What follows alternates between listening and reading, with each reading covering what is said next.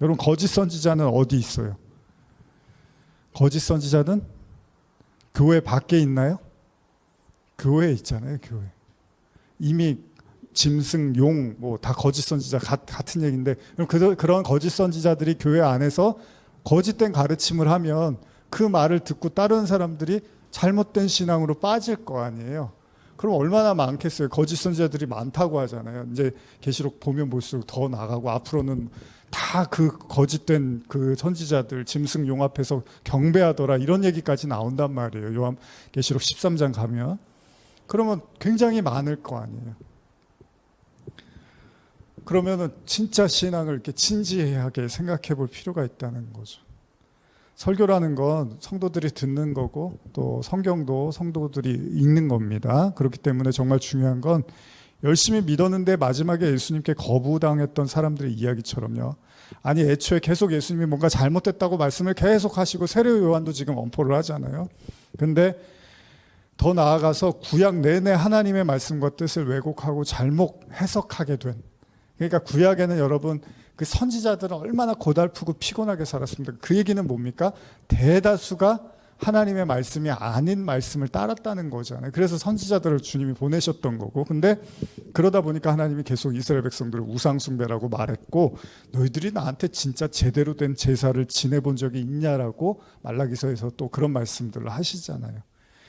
그러니까 이게 참 어려운 거죠.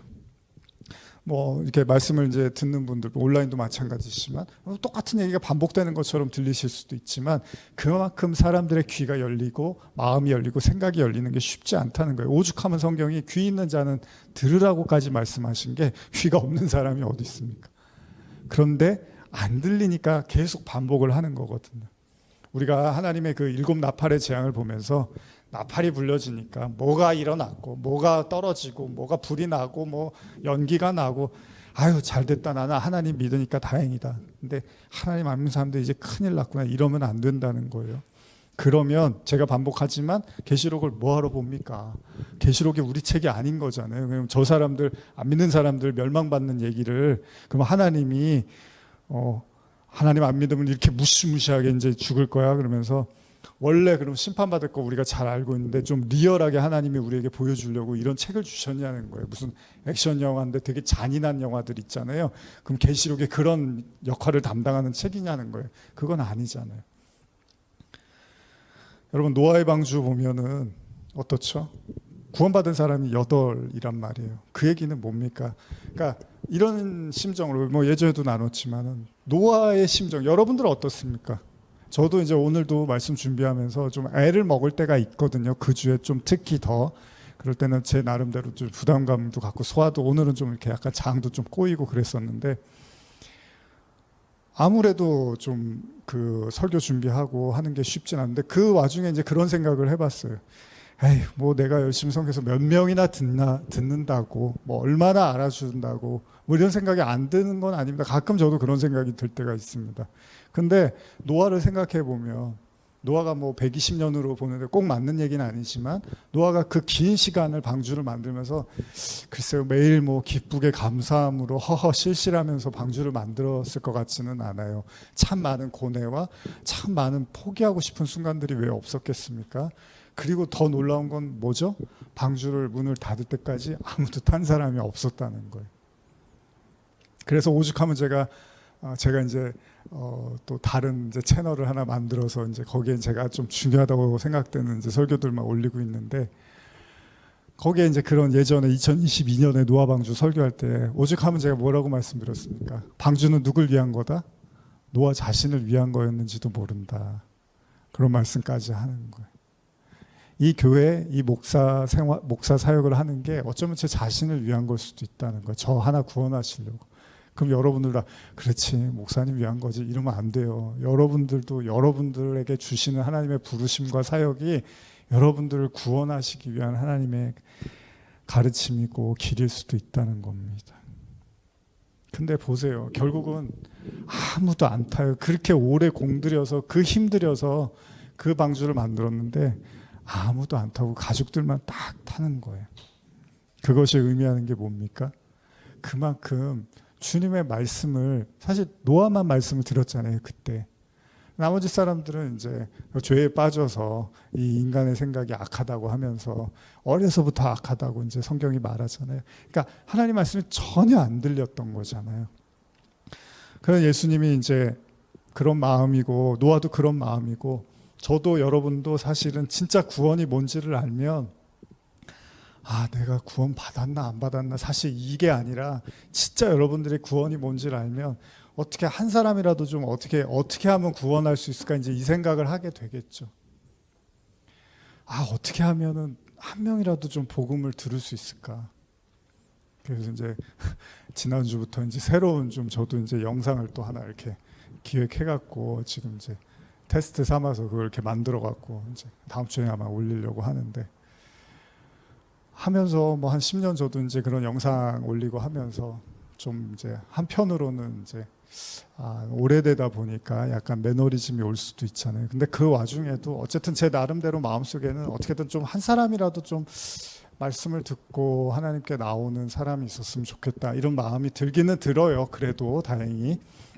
그런데 그만큼 참 어렵다는 거예요. 하나님의 말씀을 듣고 따라간다는 게. 사실 이제 베드로가 그러죠.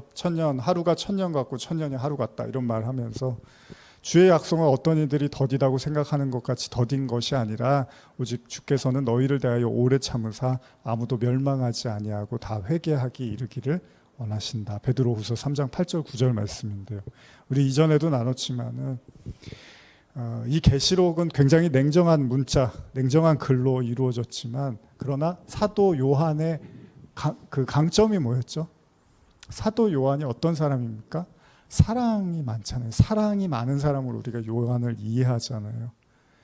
그러니까 하나님께서 고센 땅에만 재앙을 멈추고 지금 애굽에 재앙을 내리시는 분이 하나님임을 나타내시고 아울러서 하나님이 당신의 백성을 또 지킨다는 표징으로서 그렇게 하셨다면 하나님의 의도가 뭡니까?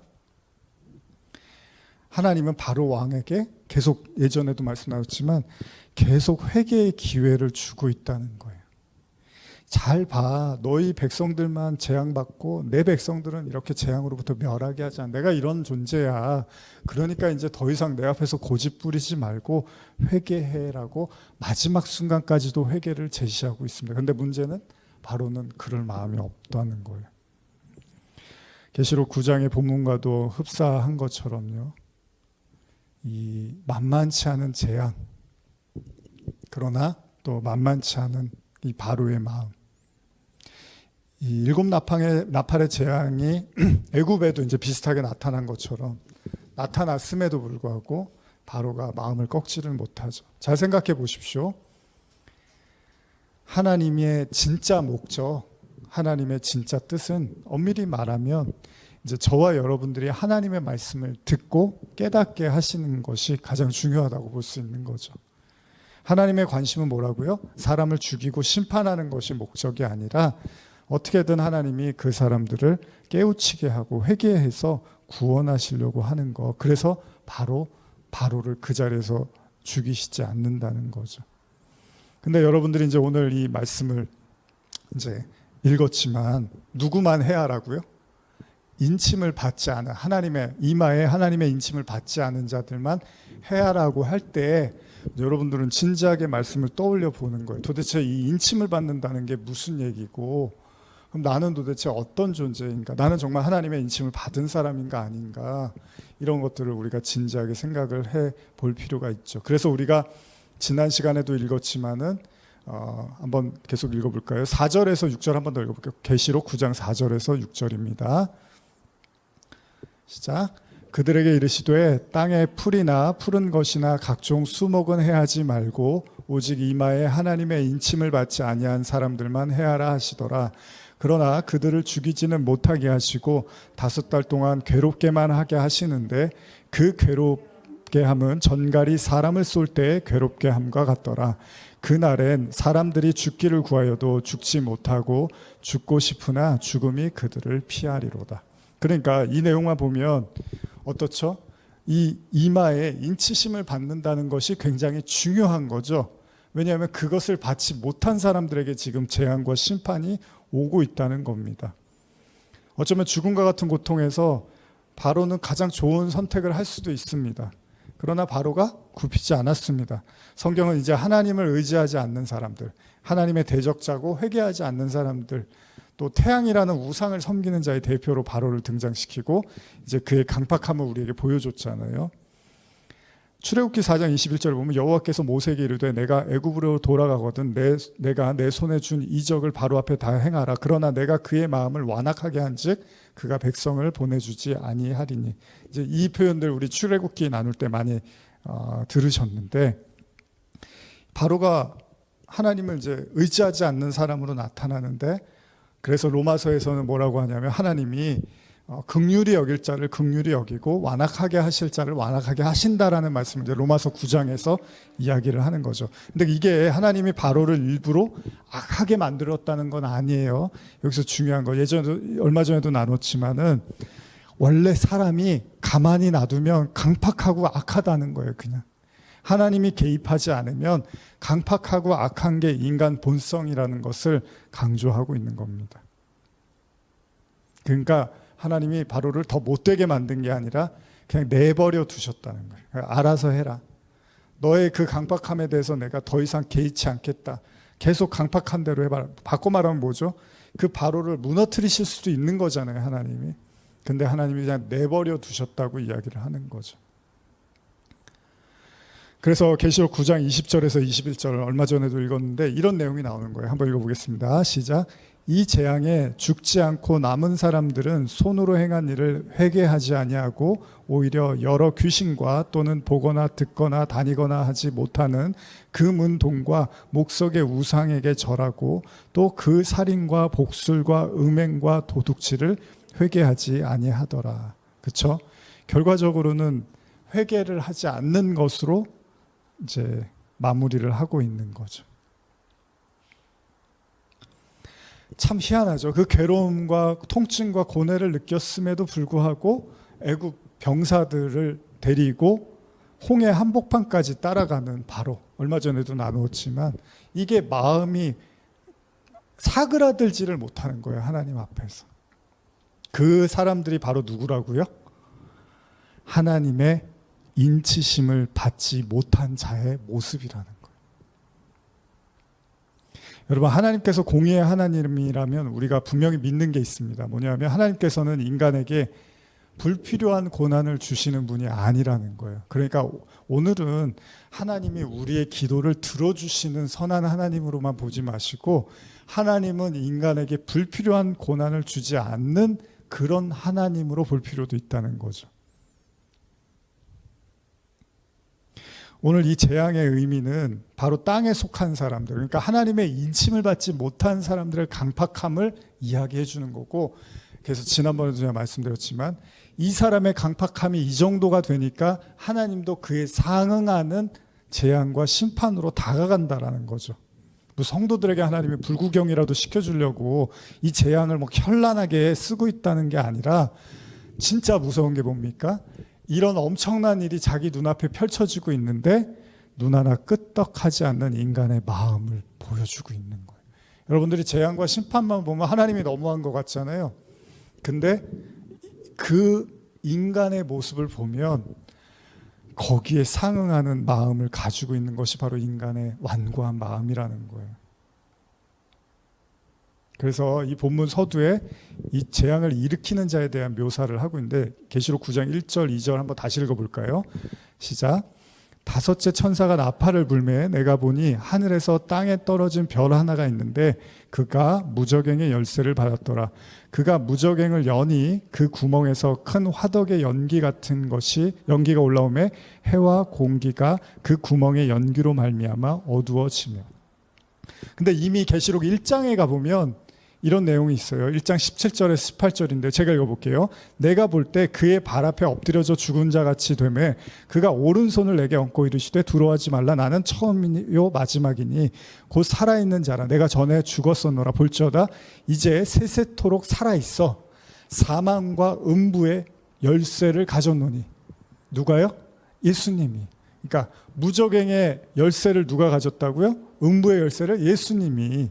그러니까 사망과 음부의 열쇠를 가진 예수님이 무저갱의 열쇠를 받아, 예수님으로부터 그 무저갱의 열쇠를 받아 그 무저갱을 열었다고 기록되어 있잖아요. 자, 그럼 그걸 의미적으로 접근한다면 이 무저갱에서 나오는 화덕과 연기 그리고 황충이 나온단 말이에요.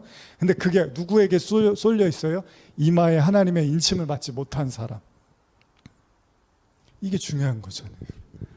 지금 이 모든 일을 누가 당하고 있냐면 하나님의 그 인치심을 받지 못한 사람에게 이 모든 재앙이 지금 쏠리고 있다는 거죠. 다시 말하면 지옥에서 나온 황충이요, 인침을 받지 못한 자들을 독을 가진 정갈처럼 그들을 찌르고 괴롭힌다는 거예요. 자, 다르게 제가 설명해 드릴게요. 인침을 받지 못한 자들에게 이런 일이 일어나는데, 그러면 그럼 인침 받지 못하면 끝이구나 이렇게 보실 문제가 아니라, 인침을 받기까지의 과정이 이런 과정을 겪을 수도 있겠네요. 그렇죠? 예수님이 부활의 영광을 누리기 위해서 어떤 과정을 겪었죠? 십자가의 중한 고통을 감당하셔서 부활의 영광에 참여한 거지, 그냥 예수님이 하나님 너는 아들이니까 내가 너 축복할게 바로 부활의 영광을 주신 게 아니죠. 부활이 아니죠. 그건 죽은 적이 없으면. 그 부활의 영광에 참여하기 위해서 반드시 십자가의 죽음을 거쳤으니까 부활이 된 거죠. 그러면 인침을 받는다는 건 처음부터 그 사람들은 아무 고통 없이 인침을 받았다 이렇게 이해할 게 아니라, 우리가 신앙의 성장의 관점으로 보면 그 인침을 받는 과정까지 바로 이 전갈처럼 그들을 찌르고 괴롭히고 고통스럽게 하는, 그러면서 여전히 회개하지 않는 자기 자신을 보게 될 거라는 거죠. 신앙의 현재성으로 놓고 생각한다면요, 뭐 미래에 이런 일이 있을 거야 이렇게 보면은 아무 의미도 없는 얘기고, 이걸 현재적인 관점에서 내면의 세계로 이해하고 있다면 바로 여러분과 제가 그 그리스도의 장성한 분량에 이르기 전까지의 이 과정에서 반드시 이 연단을 겪을 수밖에 없다는 거죠. 그래서 바울이 뭐라 그럽니까?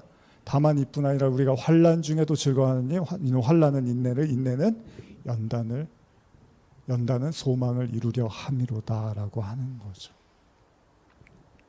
근데 뭐라 그래요? 죽고 싶어도 못 죽는다 그러죠.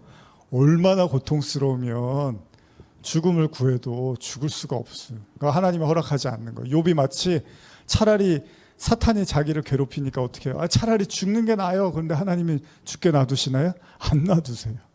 목숨을 하나님이 딱 쥐고 계세요. 그러니까 쥐고 계시니까 욥은 어쨌든 버티고 견뎌야 되는 거예요. 근데 견뎠더니 어떻게 돼요? 완전히 새로운 눈을 뜨게 되고 정말 축복을 받게 되고 진짜 구원과 의를 깨닫게 되죠. 이게 복이에요, 여러분. 그러나 과정에 있는 사람들에게는 너무 힘겨운 고통의 순간일 수도 있어요. 그러니까 이런 말씀을 들으셔야 돼요. 그런 분들은 내가 지금 받는 고통이 이게 끝이 다가 아니구나. 여기서 바로 하나님께서 정말로 나를 인치시는 그리스도의 장성한 분량으로 그리스도와 연합하는 자로 나를 살리시려고 그러는구나. 그런데 우리가 이걸 다 내면의 세계를 이해할 때 그렇다고 했잖아요. 틀린가 한번 볼까요? 그 말이 맞는지 한번. 야고보서 3장 6절 보시면, 제가 읽을게요. 잘 아시는 본문. 혀는 곧 불이요 불의의 세계라. 혀는 우리 지체 중에서 온몸을 더럽히고 삶의 수레바퀴를 불사르나니 그 사르는 것이 어디서 난다고요? 지옥불에서 나느니라. 하나님의 인치심, 즉 진리의 생수를 그 혀에 그 속에 담지 못한 자들은 이미 그 마음이 하나님을 의지하고 하나님을 따르는 은혜와 구원으로 필요로 하는 마음이 아니라 어떻죠? 그냥 세상을 의지하고 세상을 욕망하는 그 탐심으로 가득 찬 마음이라는 거예요. 그 사람들이 아무리 선하고 착해 보여도 모두가 성경은 탐심의 원죄로서 인간을 보고 있단 말이에요. 그리고 그렇게 세상 왕을 섬긴 대가로 진리가 여러분 그 속에 없으면 그 자체가 메마른 땅이 되는 거예요. 그게 바로 야고보가 말한 그 지옥불이 그 내면에서 그 혀, 그 말에 있다라고 얘기를 하는 거죠. 진리를 담지 못한 자가 바로 그 내면이 바로 타고 있는 지옥불이라고까지 묘사를 하고 있는 겁니다. 그러니까 꼭 죽어서 가는 지옥만이 아니라 하나님의 나라가 너희 안에 있다고 할 때 그 그리스도가 여러분 안에 계시면 하나님의 나라의 인 것처럼 반대로 그 하나님이 여러분들 안에 계시지 않고 여전히 온전히 통치하시지 않고 여전히 세상을 의지하고 세상을 따르는 삶을 살면 세상 왕이 여러분들을 다스리는 거니까 그 자체가 바로 지옥불이 되는 거예요. 그 자체가 다른 의미에서, 상징적 의미에서. 원래 이 무저갱이라는 말의 헬라어 원어가 아비소스거든요. 그러니까 이게 뭐냐면 밑바닥이 없다, 끝을 알 수 없는 그런 장소를 뜻합니다. 무간도라는 말도 있죠. 그래서 무간도, 끝이 없는 거예요. 계속 떨어지는 거예요. 무엇을 의미할까요? 두 가지로 말한다면, 첫째는 이들은 살면 살수록 이제 하나님의 은혜를 받지 못하면 살면 살수록 세상을 더 의지하게 되는 거예요. 아니, 젊었을 때는 이놈의 세상 빨리 그냥 이제 살다가 대충 내 나이 들어서 세상 떠나면 좋겠구나 했는데, 내가 하나님에 대한 믿음이 없으니까 이제 나이가 들고 시간이 흐르면 어떻게든 하루라도 더 살고 싶은 거예요. 이게 다니까, 뭐 죽어서 뭐 그런 건 모르겠어요. 그냥 내가 살아있는 게 다니까 그냥 이 땅이 전부인 거예요. 그냥 하루라도 난 더 살고 싶은 거예요. 아무런 소망이 없는 거예요. 죽음 이후에 대한. 두 번째는 그들은 끝까지 어떻죠? 하나님께 회개할 마음은 갖지 않는다는 겁니다. 그게 하늘을 향하지를 못하고 이 마음이 이미 무저갱이 돼버려서 하늘이 아니라 땅을 계속 땅으로 들어가는 거예요. 땅으로. 그냥 눈에 보이고 안락해 보이고 뭔가 나를 조금이라도 덜 아프고 편안하게 해줄 수 있는 거, 그런 것만 찾고 있는 거예요. 계속. 그렇기 때문에 무저갱에서 나타난 재앙이잖아요. 이게 지금 다 무저갱에서 올라온 황충들이잖아요. 지옥에서 올라왔는데 그 지옥에서 올라온 그 재앙도 이 인간의 마음을 굴복시키지를 못하더라는 거예요. 무슨 말입니까? 이게 더 강한 지옥이다 보니까 그 지옥에서 올라온 것도 이 지옥을 이기지를 못하고 있는 거예요. 굴복을 못 시키는 거예요. 무서운 얘기예요. 사실 제가 이렇게 웃으면서 말씀드리죠. 이 설교 준비할 때 이게 참 무서운 얘기인데 그런 생각을 했거든요. 이 진리를 담지 못하면요, 우리가 진리가 뭔지를 믿지를 못하고 우리 안에 생수를 갖지 못하면 그 자체가 사실은 멸망의 땅이거든요. 그냥 오로지 탐심과 세상을 의지할 수밖에 없다는 거죠. 이 인간의 마음이 이렇게 강한 거예요. 그래서 예수님이 십자가를 지고 죽으셔야만 했던 거예요. 그 마음이 죽어야 된다는 거예요. 그 마음. 예수님이 십자가를 왜 지셨냐면 우리 죄 때문에. 그래서 물어봐요. 그럼 무슨 죄를 지었는데요? 그러면 글쎄요, 뭐 그렇게 큰 죄는 진 건 아닌데, 사람들이 다 그러잖아요. 예수님이 나를 위해서 십자가를 지고 돌아가셨대. 그러면 뭘 그렇게 잘못하셨는데요? 그럼 글쎄, 옛날에 뭐 좀 누구 미워했었어요. 그것 때문에 예수님 죽으셨어요. 옛날에 뭐 좀 사기친 것 같아요. 뭐 그런 죄가 아니에요. 그게 아니라 뭐 제가 얼마 전에 뭐 범죄도시 폰가 아이하고 뭐 누가 티켓 선물해 주셔서 봤는데 거기 보니까 이제 도박장 이런 거 나오더라고요. 그래서 이제 뭐 도박장 크게 운영하는 사람 잡고 뭐 이런 내용이었는데, 거기에 이제 한 사람이 나와서 자기는 뭐 경찰한테 이제 뭐 조언해 준답시고 하는데, 나는 저 사람들처럼 저렇게는 안 한다고, 나는 해도 이렇게 해서 나이스하게 했다고. 그랬더니 그 마동석이가 한 대 탁 때리더니 네가 말한 그 다가 다 불법이야. 그냥 그 전체가 다. 그런 이제 얘기를 하는 거예요. 마찬가지입니다.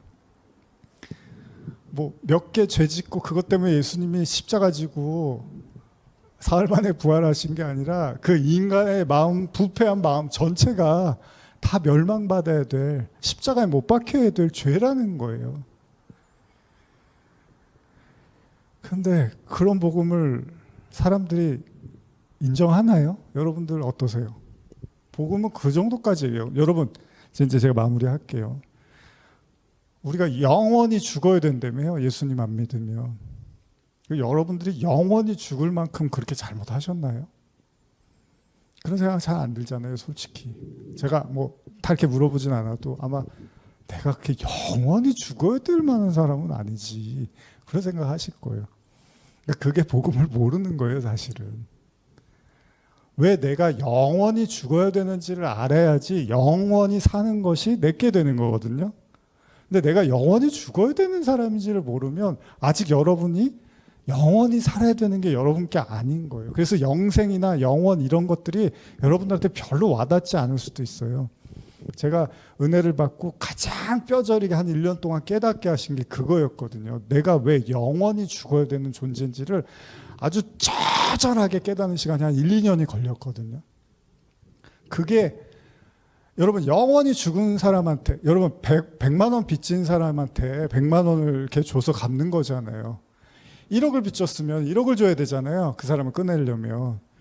그러면 예수님이 영원히 우리에게 영생을 줬다는 건 뭐예요? 영원히 못 살기 때문에 영원히 사는 그 티켓을 준 거잖아요. 여러분이 영원히 죽어야 되는 존재가 아니면 예수님도 그 정도까지 오버해서 돈 줄 필요가 없죠. 여러분이 100원 빚졌는데 굳이 10억을 줄 필요는 없잖아요. 여러분들이 10억을 빚졌으니까 예수님도 10억을 준 거거든요. 근데 여러분들이요, 난 100원밖에 빚진 게 아닌데 그러면 저쪽에서 10억을 줘도 100원밖에 여러분께 아니에요, 사실은. 저쪽에서는 너는 1조가 필요해. 너 여기서 나오려면 1조가 필요해. 그러고 있는데 저는 한 1,000만 원이면 충분히 나올 수 있는 사람이에요 라고 하면 저쪽에서 1조를 줘도요, 나한테는 1조가 필요 없어요. 1,000만 원이면 되는 거예요. 이게 지금 무적행 얘기가 간단한 얘기가 아닙니다. 그에 상응하는, 우리가 뭐 약을 처방받을 때 그 질병에 그 상응하는 약을 주듯이 지금 지옥 얘기가 하나님이 여러분과 저에게 무시무시하게 겁주려고 지옥 얘기를 하는 게 아니라 이게 바로 그렇게 영원히 죽을 수밖에 없는 인간의 마음이라는 걸 지옥으로 설명하는 거거든요. 무적응에서 황충이 올라오고 5개월 동안을 괴롭히는데도 끄떡없는 인간의 마음을 보여주시고, 자, 바로 이게 인침받지 못한 자들이고, 그래서 우리가 하나님의 그 인치심을 받아야 되는 그리스도로 말미암아 그 은혜를 누려야 되는 자들이라고 성경이 적나라하게 우리에게 보여주고 있는 겁니다.